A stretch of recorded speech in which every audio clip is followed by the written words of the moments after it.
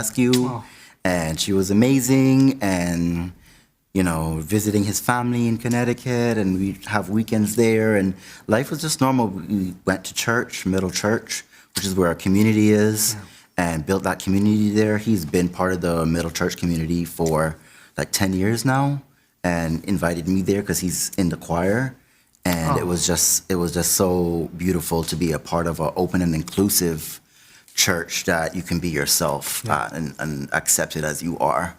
And we went in and decided to change my status, and we thought we crossed our T's and dotted all our I's, but it didn't turn out that way.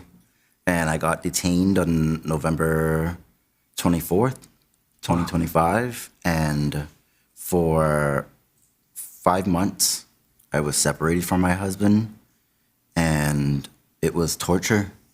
It was absolutely torture. It was very inhumane. It was just cruel to know that this is what's happening in this year, 2025. And you said that was November 2025. 2025. Yeah. What was that day like? It started off nervous, anxious, and we went into the USCIS building. 26 Federal Plaza. And we had a 3, 4, 5-inch binder with photos and all my well-documented asylum process, and all of my any records that I had of myself being here, and even before in the islands, anything that they asked to bring as proof. Yeah. And everything was well documented. And from the time we met the officer, she was just a bit in a different mind space. She told us to dismantle our binder, from not allowing our Reverend Amanda from Middle Church to come in with us and sit there. And when we challenged her, the supervisor said it's up to the discretion of the officer to let your Reverend in, and she still denied her. So we went in, and the interview was going okay, as one would expect. Immigration, you sit here, everyone sit here, don't look at each other. And then the bomb drops, and she states, or she says, "Do you know you missed a hearing back in, December of 2023?" And I was like, "No." And she said, "You missed a hearing, and you've been ordered a final order of removal." And at that point, I had no idea.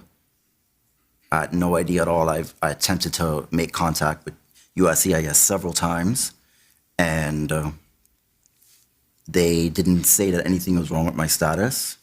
On my personal experience, I just never received the documentation, so I have no proof whether it was sent or not, but I know that I didn't receive it, that I've been to every other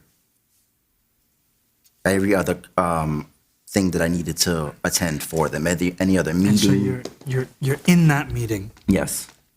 You're there with your husband. Yes. And you're coming into that meeting in the hopes of writing that new chapter of your life. Yes. And that's where you're told that there's going to be immediate removal proceedings. Yes. What happens right after the meeting? Right after the meeting, they did say that the officer said that she would allow us to go home. We needed to get a lawyer and get in front of an immigration judge. The supervisor, for whatever reason, decided that was a no-go for him.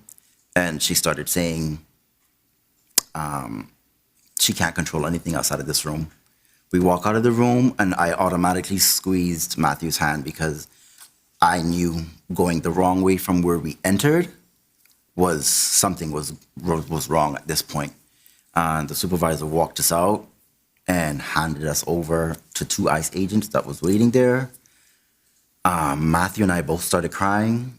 He took my bag and my phone and everything, and they handcuffed me. They asked my name, and I didn't even see the piece of paper. I just didn't, and Matthew went down the hall crying, and they took me into an elevator, and that was the last time I saw Matthew for that 5 months.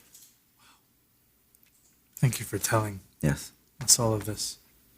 To have to relive the most traumatic day of your life. Yes. It's not an easy thing. Mm-hmm.